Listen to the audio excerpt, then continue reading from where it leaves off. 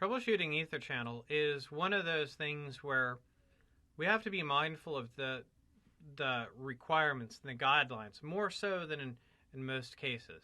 The guidelines can describe how we properly set up the protocols, how we set up the layer 2 before we get there, and we have to understand that the way EtherChannel load balances is not intuitive. It's not something we would guess. It is based on a hash mechanism of layer 2 and layer 3 or even layer 4 parameters, and it is not just round robin for the individual frames that go across. Let's talk about getting layer 2 working across an EtherChannel bundle. So you've identified with perhaps a ping that you cannot get from one side to the other. And you look at certain elements and you realize, oh, well, I've got an EtherChannel bundle right there. I've got to dig deeper. Well, certain things that are straightforward can easily be overlooked. Speed and duplex has to match. Absolutely imperative. You would expect a matching speed and you would expect full duplex. You don't want half duplex. Okay? That's part of the requirements for physical ports within an EtherChannel port bundle. Then we have to think we need matching parameters in terms of things like the trunking parameters. And so you would go to the logical port and you would make sure that the native VLAN matched the allowed VLANs, that the trunking mode was compatible with trunk formation. So these are not EtherChannel specific, but because an EtherChannel link can be layer 2 nature, we cannot look purely at the EtherChannel elements. We also have to look at the layer 2 elements such as trunking. We might also have to ensure that the VLAN is matched up appropriately. So things like switchboard access VLAN would be the way that we would affect the VLAN for that port. Let's say your EtherChannel bundle is not forming. What we want to do is we want to look at the channel mode.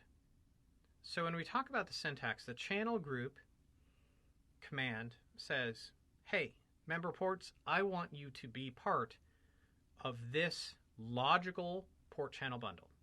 So if I do channel group 1, then that's configuring ports to be member of the logical port channel of 1. Then we do mode. Now, can you tell me which of these settings enables LACP? Or another question, can you tell me which settings enable it for PAGP? That should be straightforward, and if it isn't, then let me help you. Active and passive are for LACP. Desirable and auto are for PAGP. So I want you to understand that desirable and active wouldn't work together because they're two different protocols. Now, active is really equivalent to desirable, however, and passive is really equivalent to auto, except for the fact that totally different protocols are in use, those protocols being incompatible. But if you understand that we can have active on one side and passive on the other, and active on both sides, that works, but what doesn't work is passive on both sides and auto on both sides. That's the takeaway.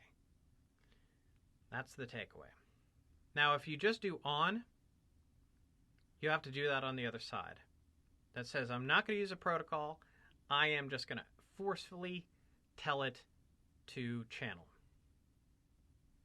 If you are noticing that your port channel bundle is not load balancing effectively, well, there's really only one good way to resolve that, and it's to change the load balancing scheme, which is done in global config.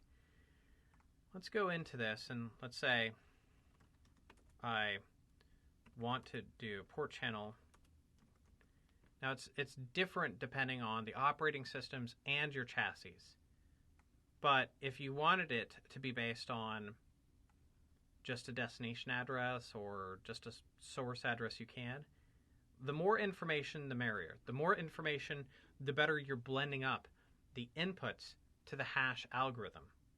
But if you understand that, hey, all my communication is being, let's say, sourced in this VLAN from the same IP address. Let's say you have a video server which is pumping out a lot of data and it's going through an EtherChannel bundle. Well, all of the traffic that it's sourcing is going to be from a consistent source IP address. And so therefore, you're not going to get good load balancing if that is your load balancing selection.